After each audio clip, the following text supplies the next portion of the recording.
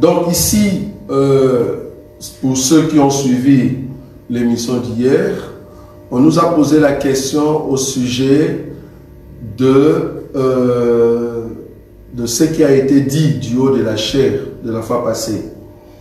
Soi-disant, un musicien profane qui est monté pour confirmer que, soi-disant, l'homme de Dieu a été maintenant dans la cour de grand.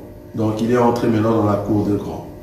Ça, c'est un élément. Et deuxième élément, on veut savoir, est-ce que le do, ré, mi, fa, sol, la, si, do, est-ce que ça vient de Dieu? Ça vient de l'Église? Parce que nous avons dit que la musique profane, ce n'est pas bien. Ils nous ont dit que nous sommes trop spirituels. Pourquoi trop spiritualiser tout, alors que vous êtes dans un pays européen, voilà, vous utilisez des micros. Donc, ils ne veulent pas faire la différence entre musique profane et musique chrétienne. Donc, pour eux, ils disent, nous utilisons des styles ou des rythmes, alors pourquoi ne pas utiliser le style qu'on appelle le sindombolo? Or, ndombolo veut dire une danse qu'on peut attribuer à une musique. Maintenant, vous, étant chrétien, vous qui connaissez l'enseignement, nous voulons voir ça dans la Bible. La différence entre la musique profane et la musique chrétienne. Est-ce qu'il y a-t-il une différence? Qu'est-ce qu'on appelle un rythme? Qu'est-ce qu'on appelle, en fait, le style de chant? Maintenant, est-ce qu'il faut parler des chansons ou il faut parler de la musique? C'est quoi la différence? Donc, nous allons essayer d'en parler, de partager ensemble. Deuxième élément, les concerts de Sanjola, Gaël. Ils vont jouer.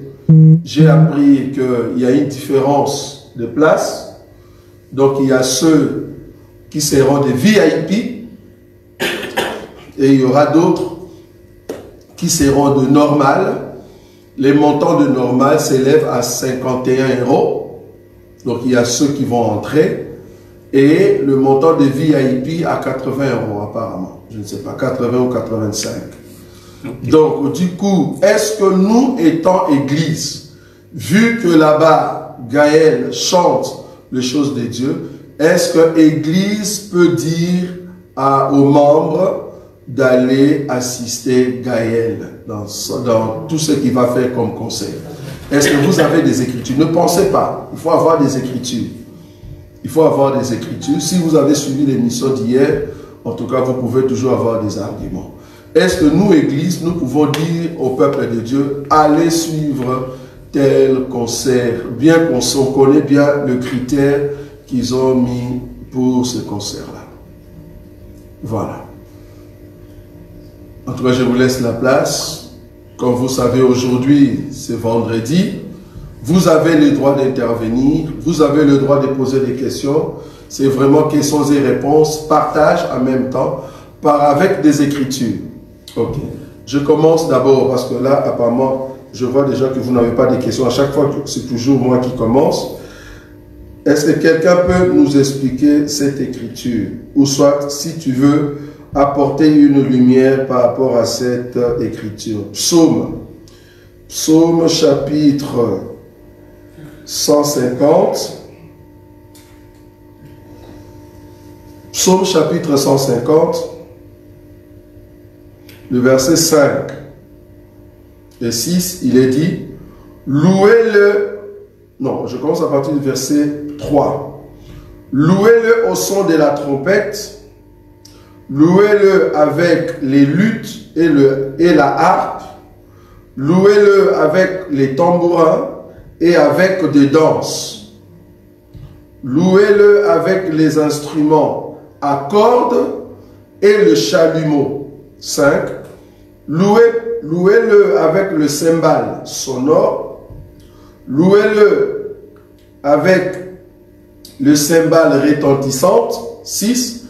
Que tous ceux qui respirent louent le nom de l'Éternel. Voilà, on nous a donné cette écriture hier. La Bible dit clairement, louez-le avec la danse.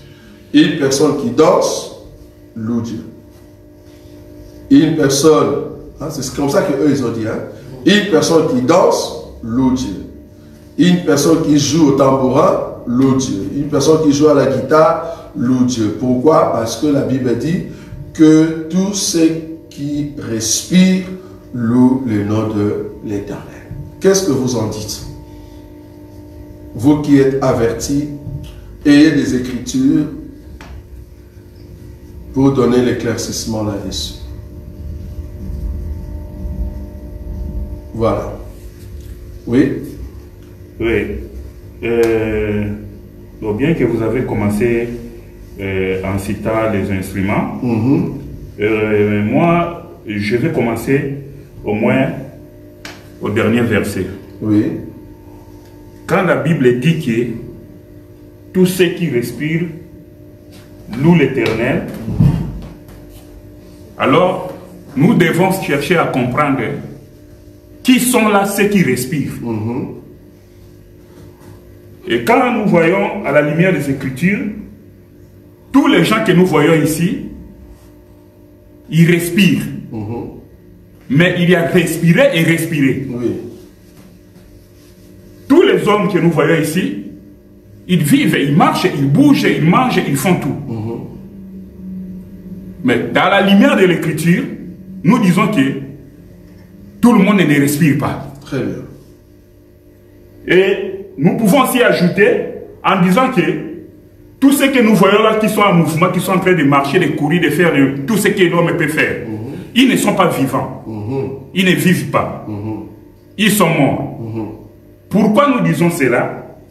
Parce qu'il y a une écriture. Très bien. Je ne sais pas si vous pouvez m'aider à retrouver cette écriture-là. Qu'est-ce qu'il a dit? Là où le Seigneur Jésus est en train de répondre au jeune homme riche. Lorsqu'il voulait, non pas riche, un jeune homme qui voulait aller enterrer son père avant de suivre Jésus. Okay. Voilà. Oui.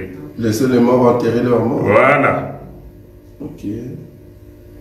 On va chercher l'écriture que les bien-aimés nous supportent et qui sont en ligne. Hein. Qu'ils soient patients. Donc on va chercher cette écriture. Oui. C'est dans quel verset? Alors.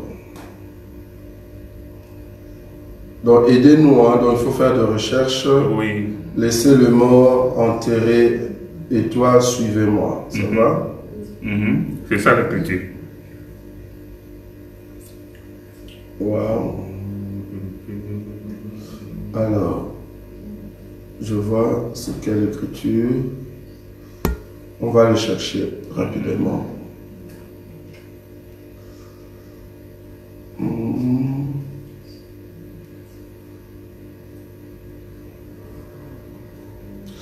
C'est Luc chapitre 9, le verset 59 et 60.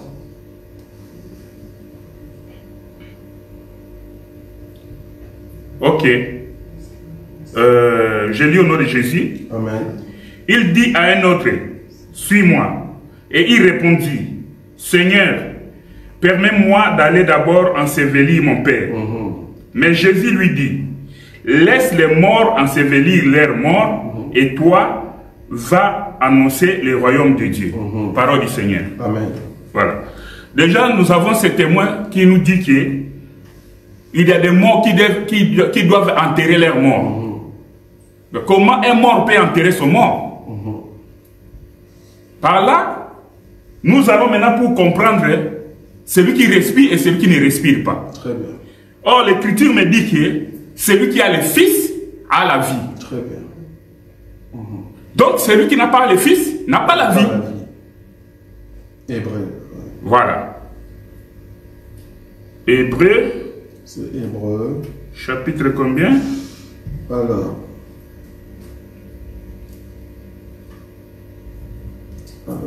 Le Fils. Un instant. C'est lui qui a la Fils. Oui. C'est 1 Jean. 1 Jean 5, 1 Jean 5, 12. 1 Jean 5, 12. Ok, très bien. Oui. Par là, nous comprenons que Donc tout le monde, tout celui qui a le Fils de Dieu, c'est celui-là qui a la vie. Celui-là qui a la vie, c'est celui-là qui respire.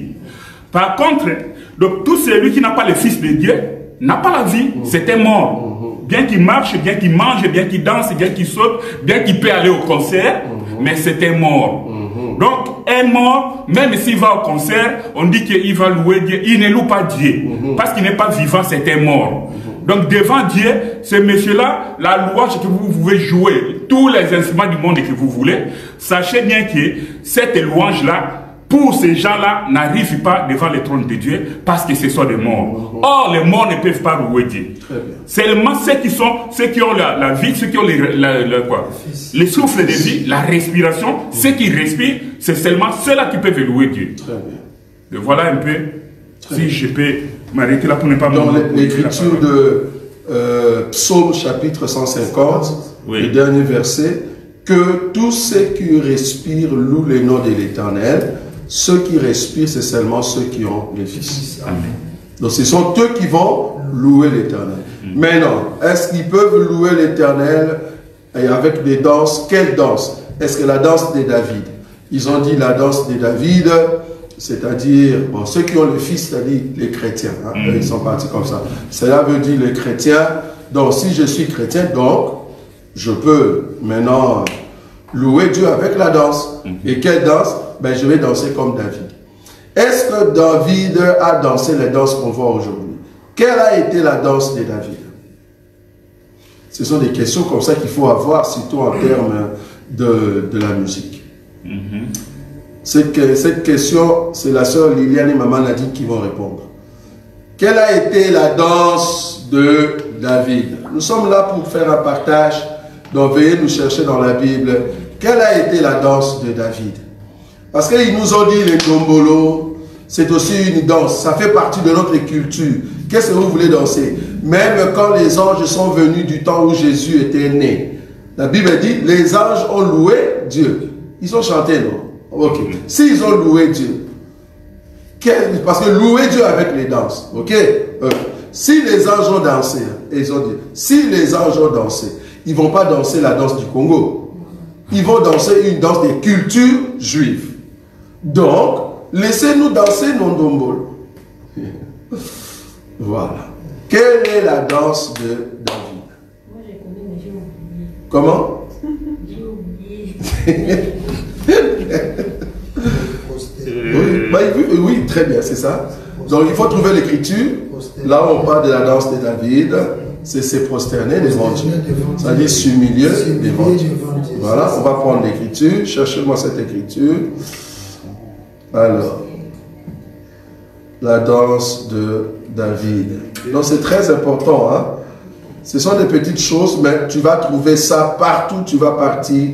Quand tu fais des débats avec des gens, ben, c'est là-bas que tu vas voir ces choses arriver. Donc la danse de David. Alors, qu'est-ce qu'il est dit là-bas? La danse de David.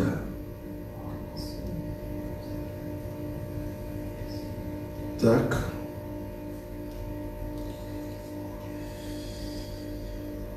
Nous allons chercher ça. Ça doit se trouver vers Samuel ou Juge. 6-14. Ok, on y va. Samuel. Quand est-ce Samuel?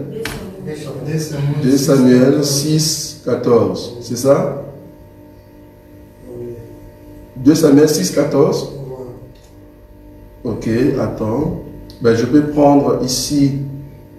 Oui, ça, oui, là c'est un peu au-dessus. On peut descendre. Voilà, le verset 22. C'est là-bas que David donne comment sa façon de danser. Parce que la femme a dit dans le verset 14, la femme a dit ceci: David dansait de toute sa force, hein, de toute sa force, oui, devant l'Éternel, et il était ceint d'un épaule de lin. David et toute la maison d'Israël firent monter l'arche de l'Éternel avec des cris de joie et au son de trompette. Alors, je saute. Alors, où est-ce que la femme parle? Oui, le verset 16. Comme l'arche de l'Éternel entrait dans la cité de David, Michal, fille de Saül, regardait par la fenêtre et voyant le roi David sauter et danser devant l'Éternel, elle le méprisa dans son cœur. Maintenant, David va donner la définition de comment il dansait, le verset 22. Voilà. Je vais paraître encore plus vil que cela et m'abaisser. Vous voyez ça? Oui. Donc la danse en question veut dire s'abaisser. M'abaisser à mes propres yeux. Néanmoins, je serai en honneur auprès de servantes dont tu parles. Donc, la danse de David, quand il sautait là-bas, cela veut dire je m'abaisse. Humilité. Humilité. Ça va? Donc, nous n'allons pas copier exactement la danse de David, parce que la façon qu'il sautait là-bas, cela veut dire je m'abaisse. Maintenant, quelqu'un qui danse une dombolo, est-ce qu'il s'abaisse devant Dieu? Voilà. C'est quoi s'abaisser devant Dieu? Comprenez que quand David dansait, il était inspiré du Saint-Esprit. Voilà. Nous sommes d'accord? Amen. Ok. Maintenant, toi, quand tu es inspiré du Saint-Esprit, est-ce qu'avec le Saint-Esprit, on peut danser les danses du monde et on la ramène à l'église? Non. Parce que tu ne vas pas me dire que sauter et s'abaisser, c'était la danse des Juifs. Comment toi tu le dis? Parce que les autres ont dit, ah, c'est la culture juive. Non. Mais dans la culture juive, montre-moi la danse où la culture juive, c'était de sauter et puis s'abaisser. Il faut me montrer ça. Dans la Bible, comment ça se passe. Maintenant, quand toi tu nous dis que je vais danser comme David, la danse de David, ah, mais il faut sauter et s'abaisser. C'est pas dommage. Est-ce que vous voyez ça? Donc, quelqu'un qui vous dit, ils vont dans l'enseignement de ceux qui n'avaient pas bien compris l'écriture, ils ont dit David enlevait les habits et il dansait vraiment comme un fou. Non, la Bible n'a pas dit ça. La Bible dit, David dit, je vais paraître vil. C'était devant les hommes qu'il était vil. Mais devant Dieu, non. Devant Dieu, ce qu'il faisait, c'était de s'abaisser. Alors que la danse en question, c'était quoi? Sauter et s'abaisser. Donc, nous ne pouvons pas prendre les danses du monde pour l'amener à l'église. Si nous sommes inspirés du Saint-Esprit, que le Saint-Esprit nous donne une danse. Amen. Parce que David était inspiré du Saint-Esprit, le Saint-Esprit lui a dit saute et abaisse-toi, non? Oui ou non? Il était inspiré, c'est un prophète. Toi aussi, si tu es inspiré du Saint-Esprit, alors que le Saint-Esprit te montre comment tu vas danser. Oui? Oui, justement, c'est pour appuyer ce que vous êtes en train de dire là. Au verset 14, là où nous avons lu, la Bible dit que David dansait de toute sa force devant l'Éternel. Mais David n'était pas vide. La Bible dit que, j'aime l'écriture, hein? La Bible dit que, et il était saint d'une faute de lin. Alors, quelqu'un qui porte déjà les fautes, et David étant un prophète, or nous savons que, lui-même David nous avait dit que, moi et ma maison, nous sommes des signes et des préjases. Pour cette génération. Voilà. Vous voyez? Donc, quand David est en train de danser, et surtout qu'il a les fautes, et c'est un prophète, donc il faut beaucoup faire attention. Il ne faut pas prendre ça cri comme ça et qui vient avec ça dans l'église et qui dit que non parce que David avait dansé. C'est un prophète qui danse. Voilà. Or, quand le prophète danse, il y a un message caché dedans. Très bien.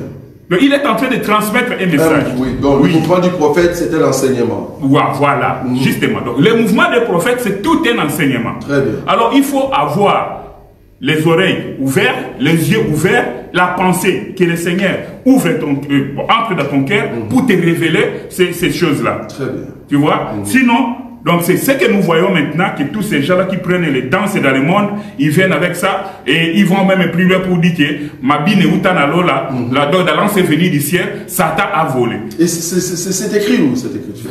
On ne sait pas. Comment ils ont eu cette écriture-là? La danse vient du ciel. Ça c'est pire. En tout cas, moi je connais que la musique vient du ciel. Voilà. Ça j'ai une écriture. Mais la danse vient du ciel. C'est dans quelle écriture? Ils doivent nous aider. En tout cas, la danse vient du ciel, je ne l'ai pas vu. Moi j'ai vu dans ma Bible, la musique vient du ciel. Voilà. Ça on est d'accord. Maintenant, quand on dit la musique vient du ciel, la danse. Mais, oui, non, donc eux ils disent la danse, mais nous disons la musique. Oui. La musique vient du ciel. Oui. Mais là, comment faire la différence entre la musique profane et la musique chrétienne? C'était une question qu'on nous a posée. C'est quoi la différence? Quand la musique du monde joue et la musique chrétienne, c'est quoi la différence? La différence, parce que la musique chrétienne, c'est l'adoration. Il adore l'éternel, oui. Mais la musique profane, et il adore les créatures. Les créatures, c'est ça. Dans la musique mondaine, il y a l'adoration, la louange de créatures. Voilà. Normalement, nous, on doit louer et adorer le Créateur. Donc, cela réside sur l'inspiration. La musique du monde, son inspiration, c'est sur les créatures. Exact. Il ne loue pas Dieu. Il chante pour les femmes, il chante pour les hommes, il chante pour l'argent, il chante pour le pays. Vous voyez ça? Il chante pour le pays. Il loue les présidents, il loue un homme, il loue son argent, mais il ne chante pas pour Dieu. Alors que nous devons louer Dieu. C'est-à-dire, nous devons élever le Créateur. L'écriture qui nous donne la force, c'est Romains. Il faut avoir ces arguments. Demain, il ne faut pas dire, Papa Roger, je t'appelle ici, j'ai un débat concernant la musique. Moi, je n'ai pas des arguments. C'est ici qu'il faut avoir des arguments. C'est pour ça qu'il faut faire attention. Si tu veux faire un débat avec la sœur Liliane, elle aura toutes les questions pour te bombarder. Ça va? Parce que là, maintenant, son sac rempli de questions, si tu veux l'amener dans un conseil, c'est très important. Parce qu'il y a eu un conseil, bon, un conseil normal, ce n'était pas payant, mais c'était les conseils des enfants à Birmingham. Mais là-bas, il y avait que tchou, on comprenait rien. On disait seulement les tchou, mais tchou, c'est quoi ça, tchou? Les gens dansaient, bougeaient, mais c'était vraiment, c'est les corps qui dansaient. Tchou, on comprenait rien. Ça va? Donc, Romains, chapitre 1er, là on parle du Créateur. Ils ont loué les créatures au lieu du Créateur. Vous voyez cette écriture-là? Alors. Donc c'est Romains, chapitre 1er, le verset 24. Il est dit ceci. C'est pourquoi Dieu les a livrés à l'impureté, selon les convoitises de leur cœur, en sorte qu'ils déshonorent eux-mêmes leur propre corps. Le verset 25. Eux qui ont changé la vérité des dieux en mensonge et qui ont adoré et servi la créature au lieu du Créateur qui est béni éternellement. Ça va? C'est interdit de chanter pour la créature. Il faut louer Dieu. Il y a aussi une autre écriture que je ne m'aurais pas ici donnée. Bon, vous pouvez toujours le trouver dans l'Ancienne Alliance, ça doit être Deutéronome ou Nombre, là où Dieu dit, tu ne peux pas adorer, que ce soit la lune, le soleil, les poissons, les quadrupèdes, non, tous ces animaux-là, tu ne peux pas les représenter et l'adorer. Tu ne peux pas, là où on prend aussi l'écriture pour l'Église catholique qui adore la statue, qui s'agenouille devant la statue. Il y a une écriture comme ça qui nous dit, nous ne pouvons pas nous agenouiller ou soit adorer une représentation. C'est-à-dire, tu as pris une représentation dans le ciel, soit une représentation sur la terre, ou bien une représentation dans les eaux. Donc, tu ne peux pas prendre une telle représentation et adorer. Tu ne peux pas t'agenouiller devant une représentation. Tu as trouvé, David? C'est quelle écriture? Deutéronome. C'est quelle écriture? Tu as trouvé ça? Non? C'est Deutéronome. Non, on a déjà lu. Deutéronome, oui. Chapitre 4, verset 9. Oui, 19. Deutéronome 4, verset 9. Il est 19. Oui.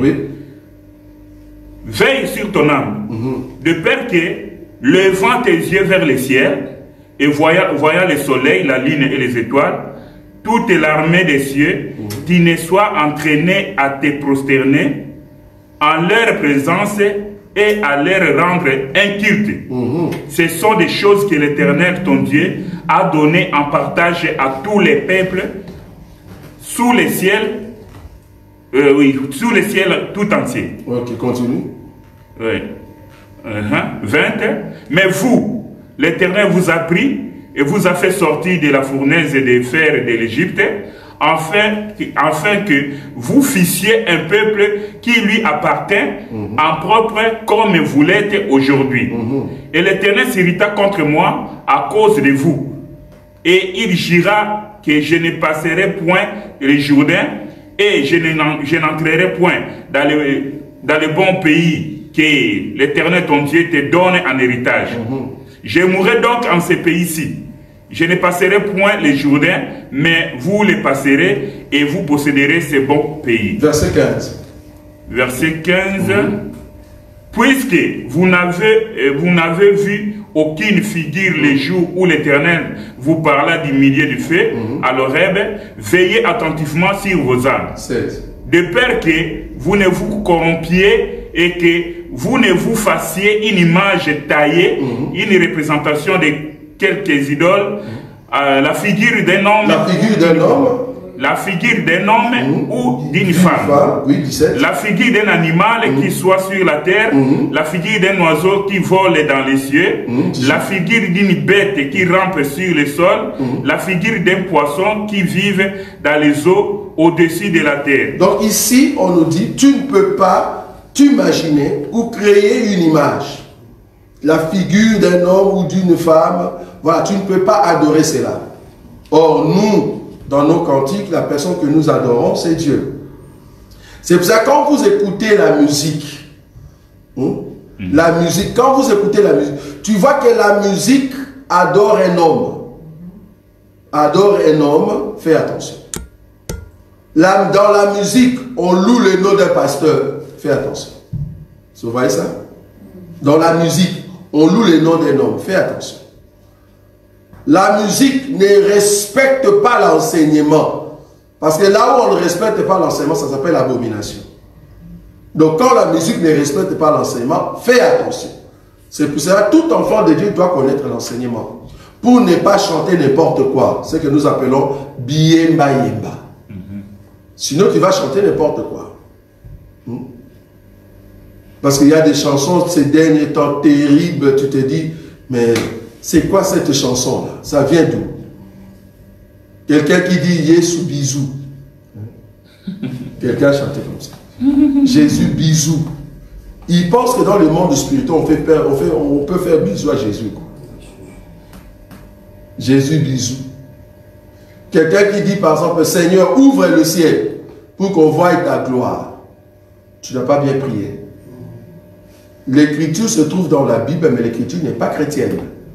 L'écriture d'ouvrir le ciel, c'était avant Christ. Mais depuis que Christ est venu, le ciel est déjà ouvert. Donc tu pries en dehors du temps. Aujourd'hui, tu ne peux plus dire ça. Donc il y a beaucoup de chansons qu'il faut faire attention.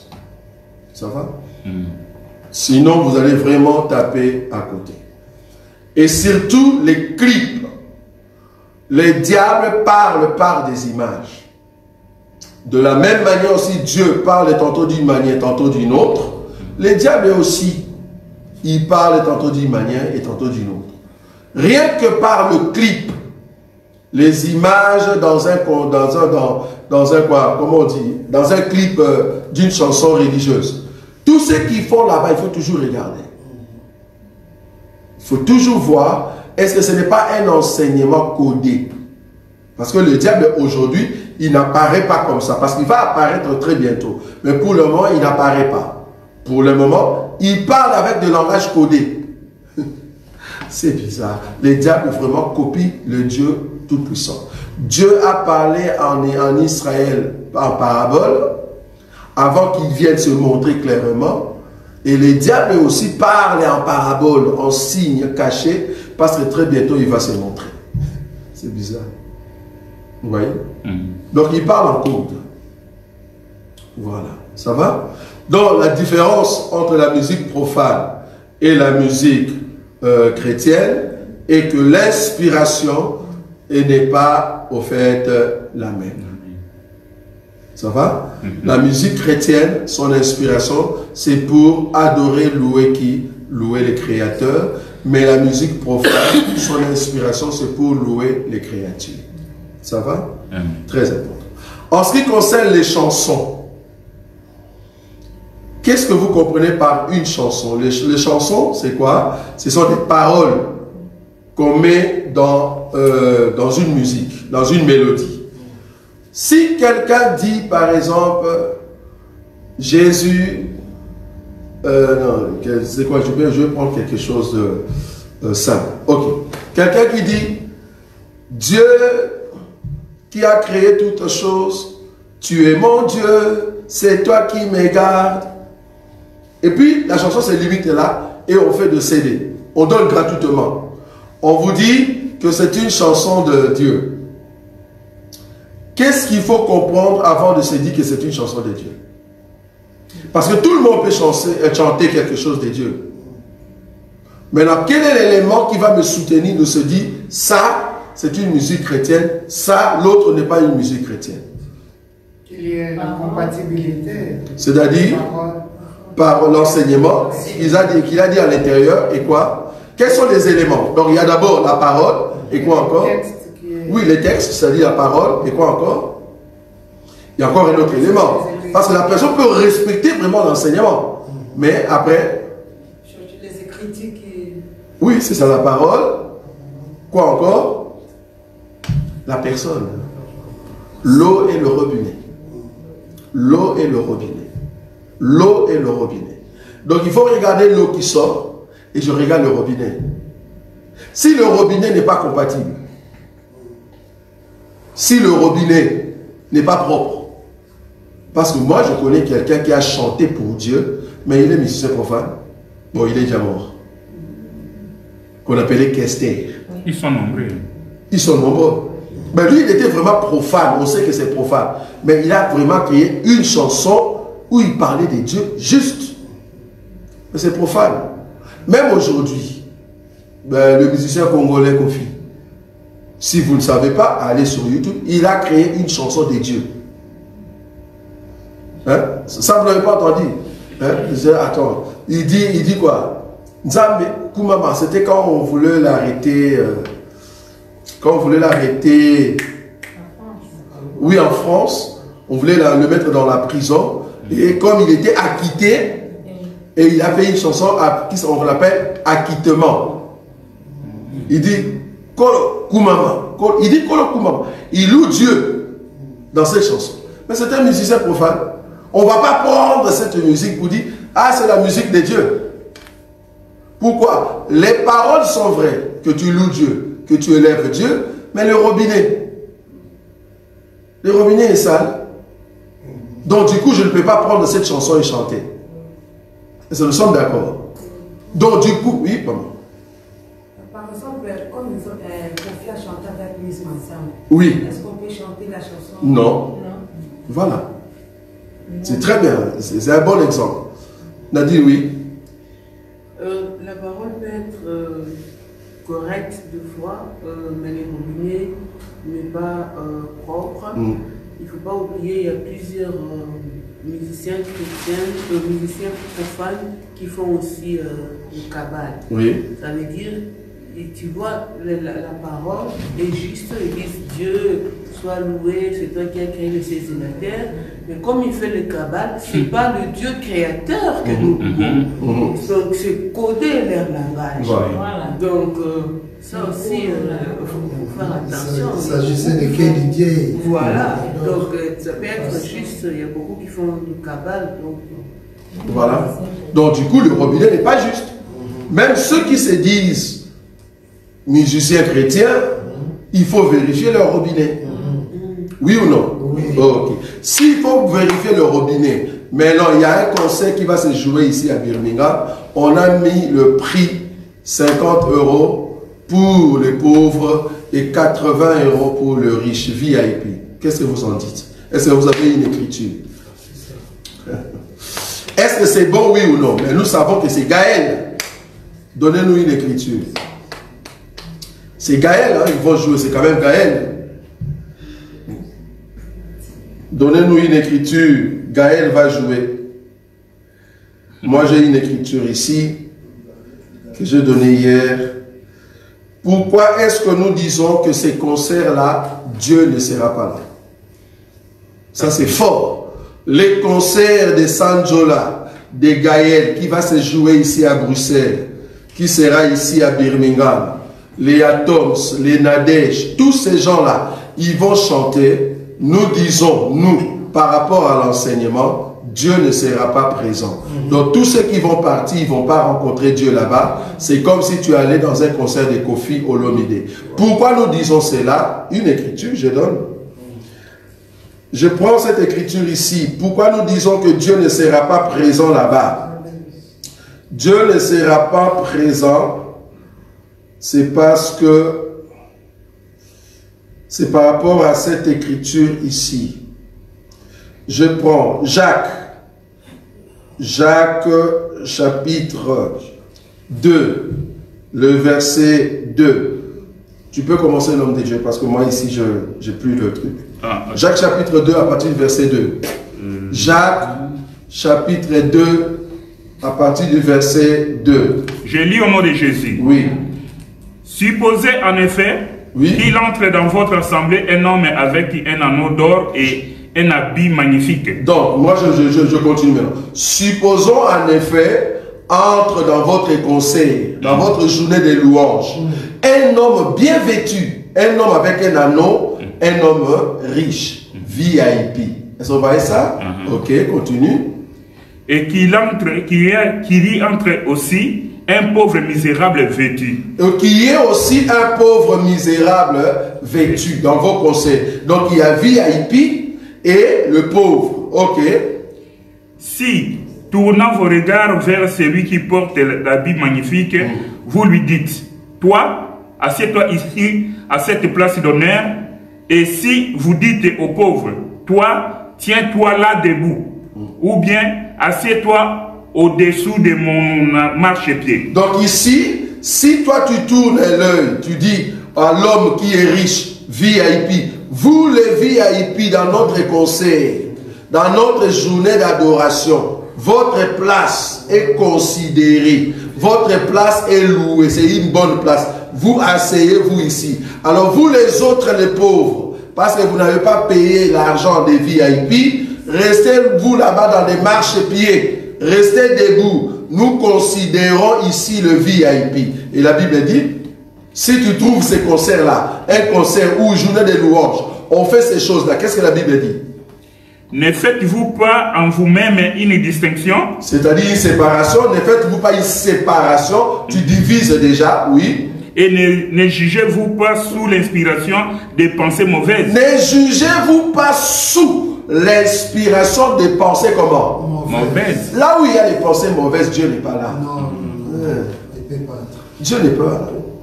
Dans un concert où on fait division, un concert où il y a VIP, un concert où vous dites, pour entrer ici, il faut nous payer. S'il n'y a pas l'argent, n'entrez pas. Donc tu fais déjà division. Un concert payant. C'est-à-dire tu ne peux pas entrer si tu ne payes pas. C'est déjà une division. Vous les pauvres n'entrez pas. Si tu n'as pas l'argent, n'entrez pas. Donc si tu veux entrer, paye. Pourquoi? Parce que tu es considéré. Ça, Dieu n'est pas là. Pourquoi? Parce que votre inspiration, on parle de l'inspiration.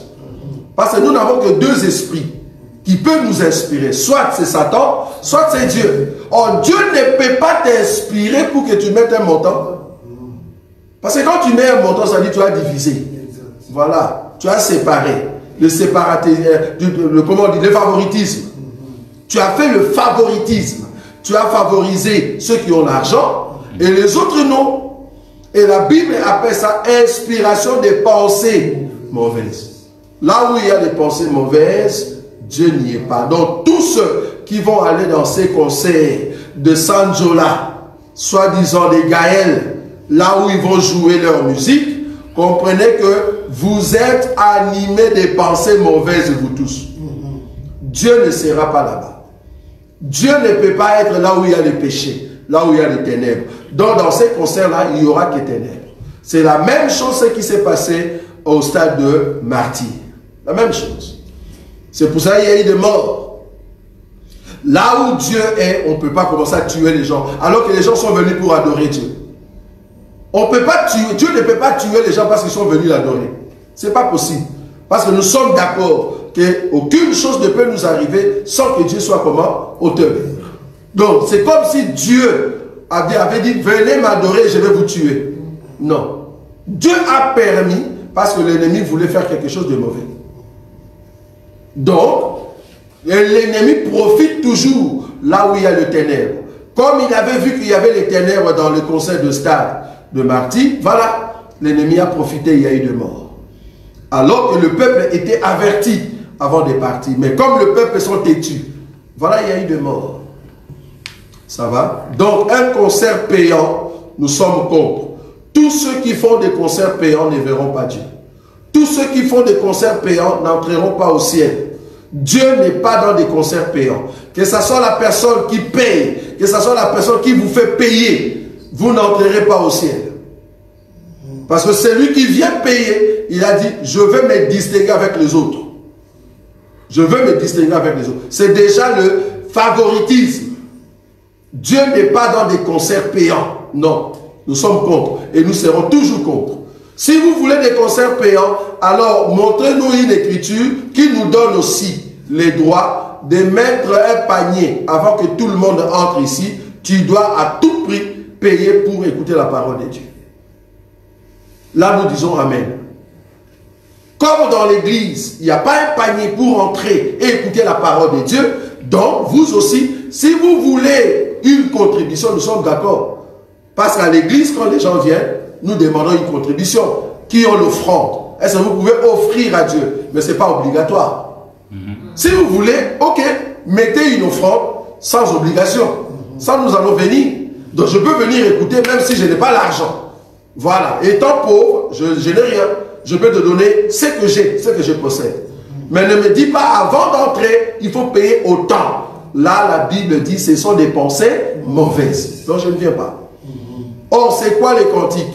C'est quoi les chansons? Ce sont l'enseignement mis en mélodie. C'est tout. Tout ce qui chante, c'est l'enseignement. C'est la parole de Dieu, mais en mélodie. C'est juste la mélodie qu'on va rajouter après. Donc, c'est comme si on écoutait cet enseignement ici à l'église de dimanche et on dit, mettez de l'argent bien qu'il n'y aura pas la mélodie. On ne comprend plus rien. C'est comme si les gens payaient plutôt la mélodie que les paroles. Ça n'a pas de sens. Donc, du coup, tous ceux qui font des concerts payants ne verront pas Dieu. Voilà. Ça va? Là, je crois que ça peut se marier avec ce passage de Matthieu, oui, du chapitre 10, là où la Bible dit, lorsque le Seigneur Jésus était en train d'envoyer les disciples en mission, Matthieu chapitre 10, bon, je prends directement le verset 8. La Bible dit ceci: guérissez les malades, ressuscitez les morts, purifiez les lépreux, chassez les démons. Oui. Vous avez reçu gratuitement, donnez gratuitement. Très bien. Qu'est-ce qu'ils ont reçu gratuitement pour qu'ils donnent gratuitement par rapport à cette écriture? Qu'est-ce qu'ils ont reçu gratuitement pour qu'ils donnent gratuitement? On va vous poser cette question. Toi aussi, peut-être tu vas donner. Ah non, nous avons reçu gratuitement. Donner gratuitement. C'est quoi? C'est quoi? L'onction. L'onction, Dieu nous a donné gratuitement. Or, l'onction d'avoir l'inspiration des chants, c'est Dieu qui nous a donné, oui ou non? Oui. C'est gratuit. Et d'ailleurs, il y a d'autres chants. Vous venez voler la chanson de David. Vous volez la chanson de David dans le livre des psaumes. Tu as volé, mais c'est toi qui demandes l'argent sur la chanson de David. Est-ce que vous avez donné les droits d'auteur? Parce qu'en réalité, tu dois donner les droits d'auteur. Parce que la chanson, c'est la chanson de David. La parole que tu as citée, c'est la parole de Paul. Est-ce que vous avez donné les droits d'auteur? Mais vous nous faites payer, acheter un CD, alors que tu as fait le plagiat. Tu as fait le plagiat, tu as copié la parole de Paul, la parole de Jean, la parole de Pierre, le cantique de Salomon. Tu as copié le parole, le psaume de David. Mais tu viens nous dire de payer pour écouter ça. Tu es un voleur. Parce que même David va te dire, mais pourquoi tu fais payer les gens? David qui chantait devant Saul, il demande, il n'y a pas dit à Saul, il faut me donner de l'argent, parce que si tu ne me donnes pas de l'argent, les démons qui sont en toi ne vont pas sortir. Non, il chantait et l'onction se manifestait et les démons fuyaient. Si vous voulez qu'on vienne dans vos conseils, laissez-nous venir écouter la parole de Dieu. Il ne faut pas mettre instruction avant d'entrer, il y a tel montant. Non, les concerts payants seront toujours condamnés et tous ceux qui font des concerts payants iront en enfer. Ils ne verront pas Dieu. Et nous allons toujours frapper là-dessus. Vous faites de plagiat, vous volez la parole de la Bible pour dire aux gens, venez payer. Si tel est le cas, que tous les pasteurs aussi commencent à faire payer leur prédication les dimanches. Avant d'écouter la parole de Dieu, paye d'abord. Vous allez voir que vous allez fuir l'église. Maintenant, vous les chantres. Vous volez nos enseignements, vous volez les paroles qui sont dans la Bible, vous venez mettre l'argent pour qu'on puisse vous écouter. Vous êtes des voleurs. Or, le voleur n'héritera point le royaume des cieux. Voilà. Et en plus, dans ces concerts-là, il y a même des chantres qui se permettent d'imposer les mains aux gens. C'est grave encore. Grave. Okay. Et après 10 ans, les chantres en question deviennent pasteurs. Ah oui. Grave encore. C'est vraiment un phénomène bizarre. Tout chantre devient pasteur. Que ce soit une femme, que ce soit les femmes, que ce soit les hommes, tous ces gens-là deviennent des pasteurs. C'est seulement au Congo ou soit dans d'autres pays d'Afrique qu'on voit ça. C'est bizarre. Ils deviennent tous des pasteurs. On ne comprend plus rien. Donc on comprend qu'à un moment, Dieu dit, bon, je fais l'appel. Tu as l'appel de l'adoration, l'appel de louange. Je t'appelle comme chantre, parce que Lévi était aussi chantre. Je t'appelle comme chantre. Mais la personne dit non, non, non, je dois monter juste à devenir sacrificateur. On ne voit pas cette écriture-là. Tu es Lévi, reste Lévi. Pourquoi tu veux être sacrificateur?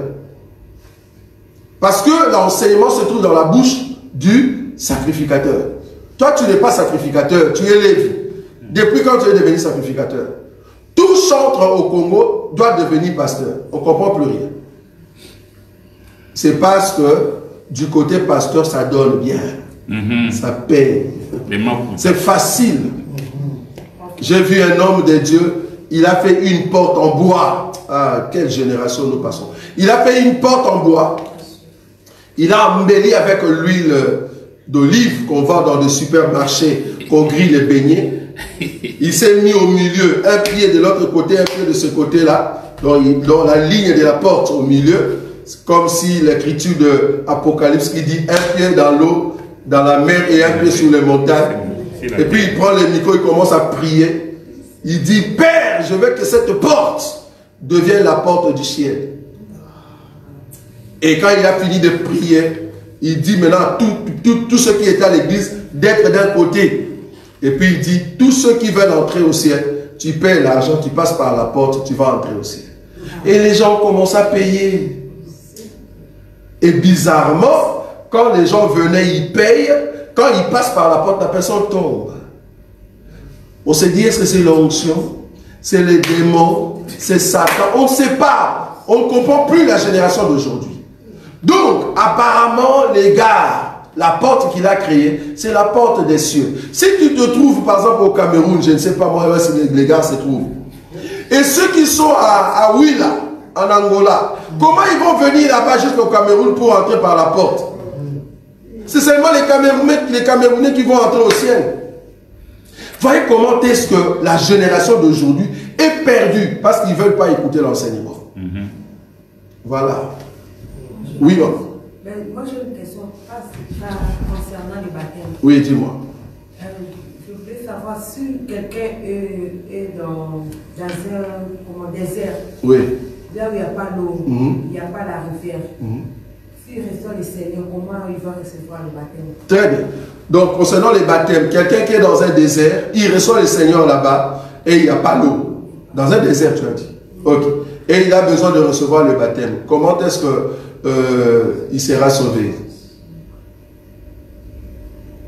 Quelqu'un qui a reçu le Seigneur dans les déserts et il n'y a pas l'eau dans les déserts, comment est-ce que cet homme sera sauvé? Comment est-ce qu'il sera baptisé?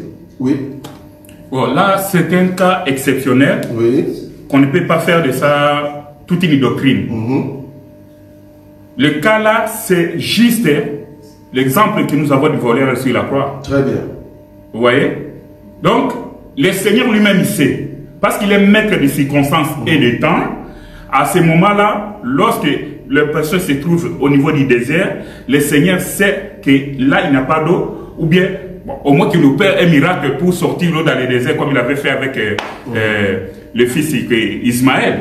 Sinon, la personne va entrer au ciel, il accepte le Seigneur, et le Seigneur lui-même, il sait que là, il n'a pas d'eau. C'est un cas isolé, c'est un cas exceptionnel. Très bien. Donc, on ne peut pas généraliser ça pour tout le monde. Voilà. Donc, c'est un cas exceptionnel, comme l'homme de Dieu a dit. Mais si c'est dans les déserts, dans le cadre d'une ville, c'est une ville qui est dans les déserts, tu es d'accord avec moi, la ville en question, comment ils boivent d'eau, comment ils se lavent. C'est-à-dire, il y a l'eau qui vient de quelque part. Et Dieu permettra à ce que, si la personne ne meurt pas, Jésus-Christ ne reviendra pas. S'il veut que la personne reçoive le baptême, la personne va sortir de là et il viendra prendre le bon baptême. Quelque part toujours. Donc, il ne faut pas créer, fabriquer pour dire, nous sommes dans un désert, je vais créer l'eau. Alors que vous prenez maintenant l'eau du robinet, vous mettez dans un bassin, vous dites aux gens, venez recevoir le baptême dans la piscine. Non. Si Dieu veut te donner le vrai baptême, il te donnera le vrai baptême. Comment? Tu sortiras de là, tu vas trouver toujours là où il y a une source. Et dans les déserts, il y a ce qu'on appelle des oasis. Les oasis, c'est quoi? Ce sont des eaux qui sortent du désert, mais qui ont une source. Il y a toujours des oasis comme ça. Ça va? Oui.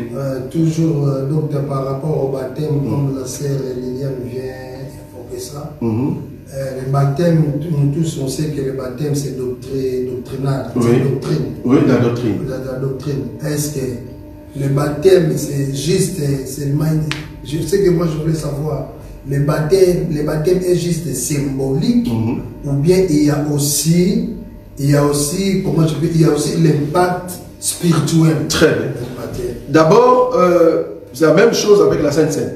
Oui. La Sainte Seine est symbolique, comme le baptême est symbolique.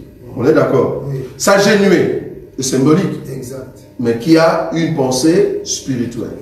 De la même manière que la Sainte Seine explique quelque chose de spirituel par les éléments symboliques, le baptême aussi en est la même chose. Sinon, Jésus n'allait pas prendre le baptême. Il a fait le baptême symboliquement pour nous montrer mourir et ressusciter.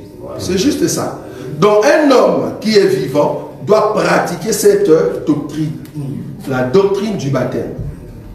Un homme, quel homme? Homme qui a écouté l'enseignement et qui est prêt de le faire. Si tu le refuses, alors là, c'est comme si tu te lèves contre la doctrine.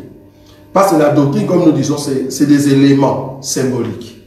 Par exemple, c'est lui qui sait faire du bien et ne le fait pas, il fait quoi? Il pêche. C'est quoi le bien? Le bien est symbolique. Ce sont des actes. Mais quel est l'impact de faire du bien symbolique avec des actes, avec mon esprit? Quel est l'impact? C'est parce que dans les choses symboliques qui respectent la doctrine, cela m'aide à gagner spirituellement.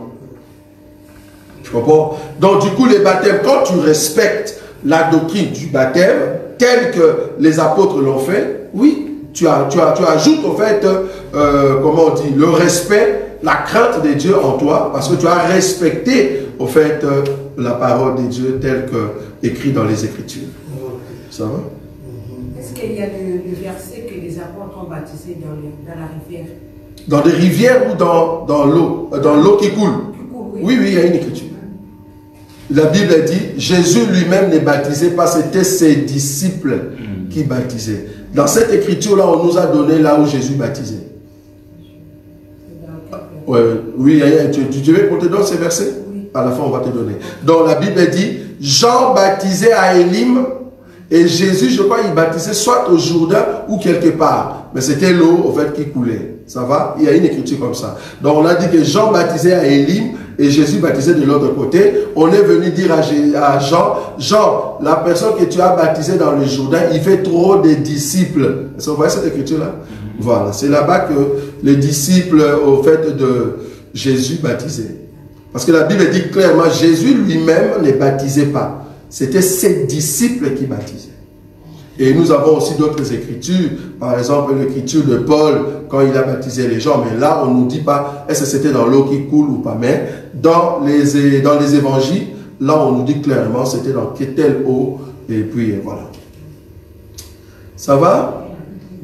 Oui. Donc toujours concernant les baptêmes, est-ce que le baptême du Saint-Esprit, oui, le baptême du Saint-Esprit, ce que je voulais savoir, le baptême du Saint-Esprit, on reçoit ça quand on accepte Jésus, immédiatement quand on accepte Jésus, ou bien uniquement à l'imposition de Dieu?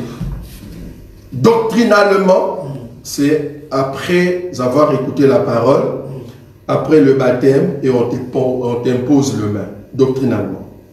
Mais Dieu, comme il est souverain, en écoutant la parole, tu peux du coup recevoir le baptême du Saint-Esprit, mais après cela, il faut qu'on te rajoute maintenant le baptême.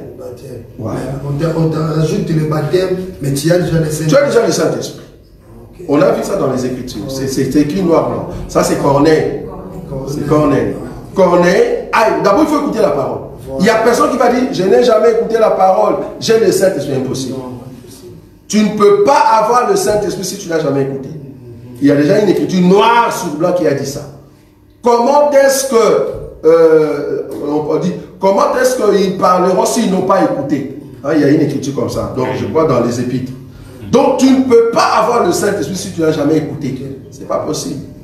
Tu dois d'abord écouter parler de Dieu. La foi vient de ce qu'on entend. Donc tu dois d'abord écouter pour avoir le Saint-Esprit. C'est pour ça que Corneille, Dieu a envoyé Pierre pour que Corneille écoute. Et quand il a écouté, il a reçu le Saint-Esprit. Et après cela, on lui a donné le baptême. Mais il y a d'autres, ils ont écouté, ils ont reçu le baptême, et après ils ont reçu le Saint-Esprit. Donc le Saint-Esprit, ça c'est Dieu qui décide. Mais doctrinalement, dans les principes de la doctrine, tu écoutes, tu reçois le baptême, on impose le même. Voilà. Ça va? Oui. Donc moi je voudrais parler au sujet de ce que nous avons évoqué ici. Oui. Donc au sujet de l'eau et du robinet. Oui. Donc moi je trouve une petite ambiguïté là-dessus. Dis-moi. Parce qu'il y a une écriture qui dit oui. Dieu parle tantôt d'une manière, tantôt d'une autre. Ok. Mais il n'y a pas vraiment un instrument précis que Dieu doit parler. Exemple, sur base de cette écriture, il a utilisé un roi qui est profane. Il était profane, mais il a fait véhiculer son message au travers de son peuple. Quel roi? Nabucodonosor?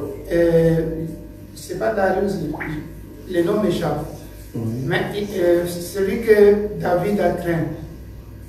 Donc il a dit que après que David soit sauvé de la fournaise, c'était David? Non, fournaise. Oui. Les trois amis de Daniel. Voilà, il a donné un ordre que craignez le Dieu de David. De Daniel.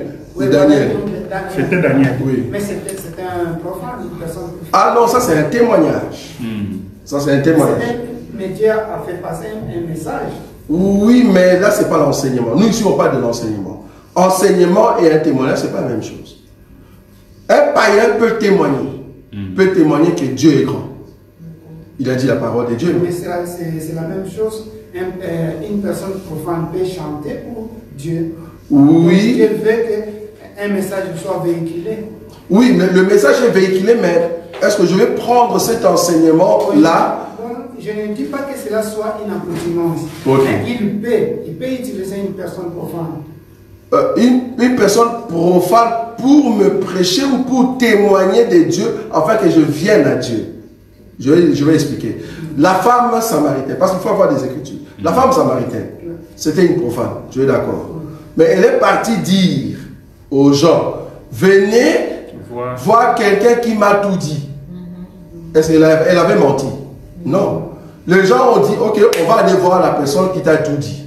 Donc son témoignage a aidé les gens à venir. C'est un témoignage. Mais là, c'est un témoignage. Oui. Dans le cas de ce roi-là, ce n'était pas un témoignage. Non, il a témoigné que les dieux de trois Shadrach, Meshach et puissants, c'est un témoignage. Un ordre aussi, je pense. Comment? Un ordre.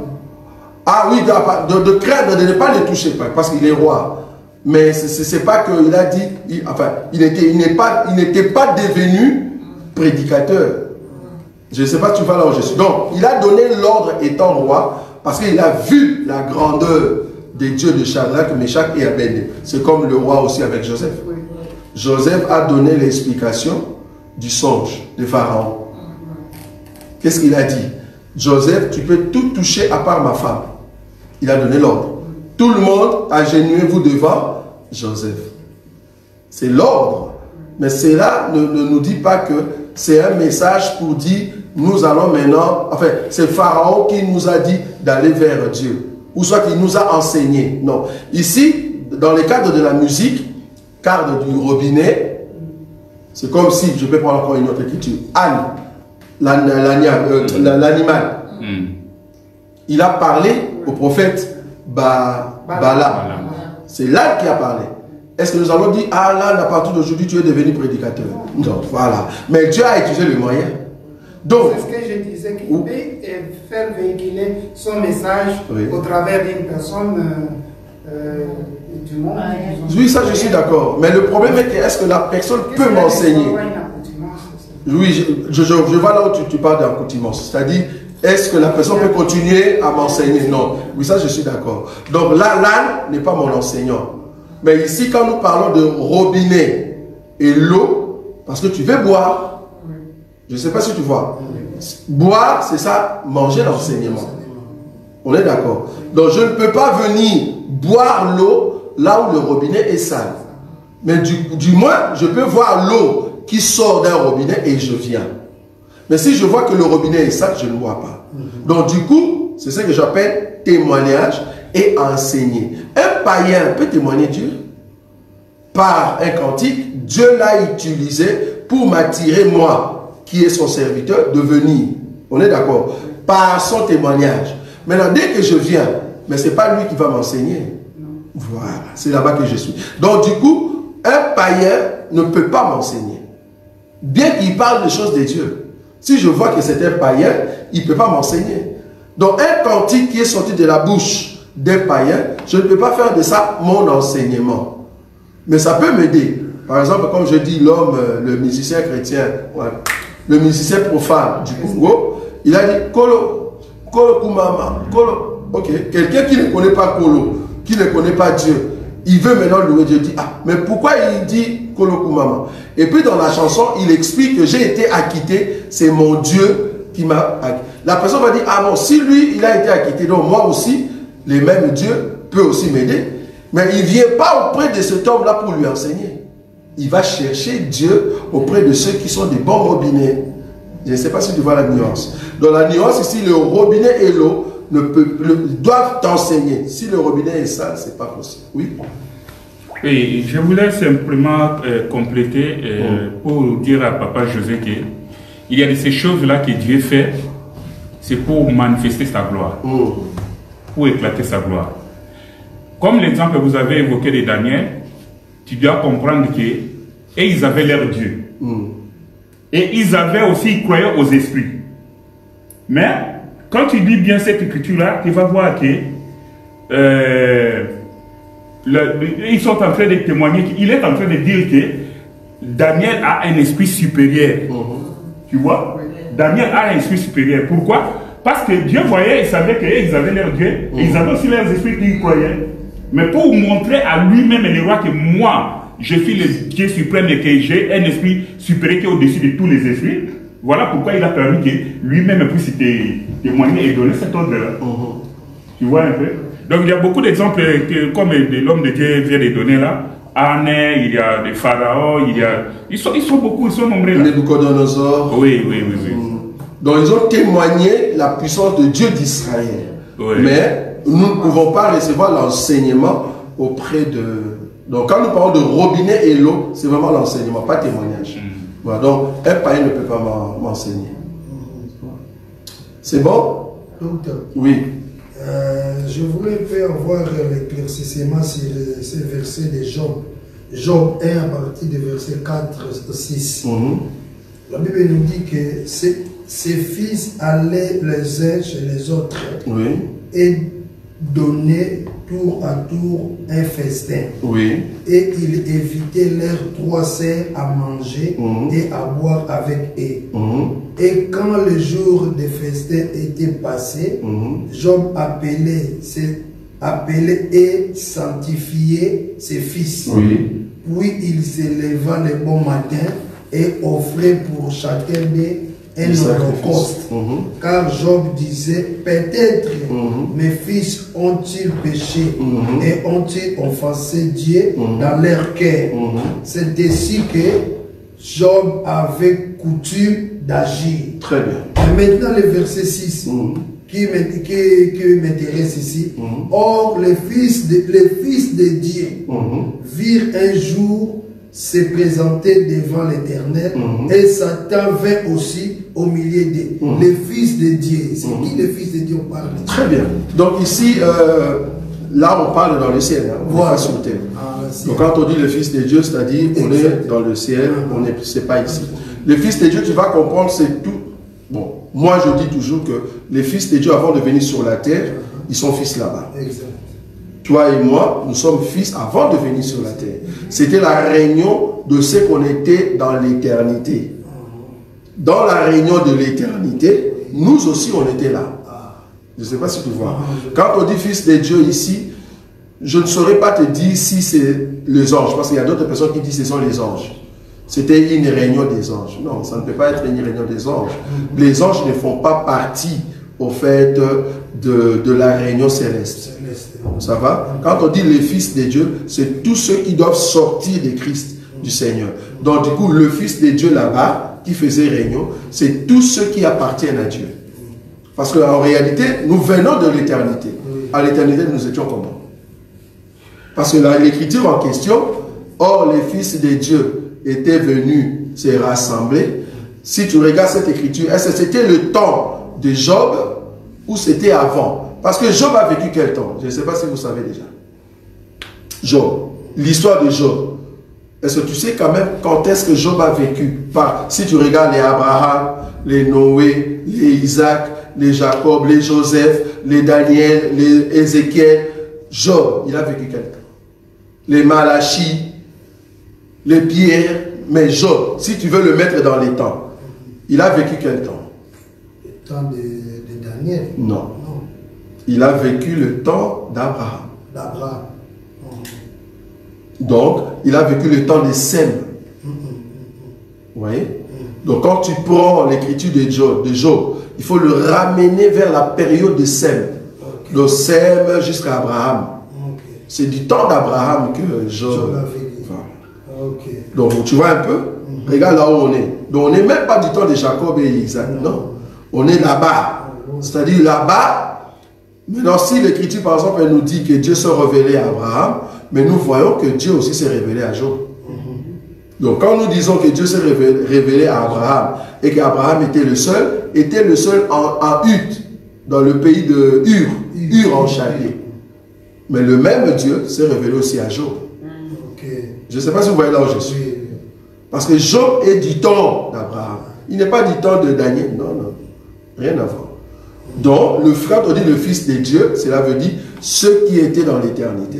Donc là, on va dans les fils de Dieu là. Il y a Jacob aussi. Il y a Isaac. Il y a les 12 patriarches. Il y a Joseph. Il y a toi et moi. Donc tous ceux qui vont venir du ciel pour descendre sur terre. C'est le fils de Dieu. Ce sont les fils de Dieu. Parce que le terme fils de Dieu là-bas, tu peux le prendre aussi selon Genèse chapitre 6. Oui, c'est là où je voulais... Voilà. Genèse chapitre 6, prends un peu le verset 3, il est dit quoi?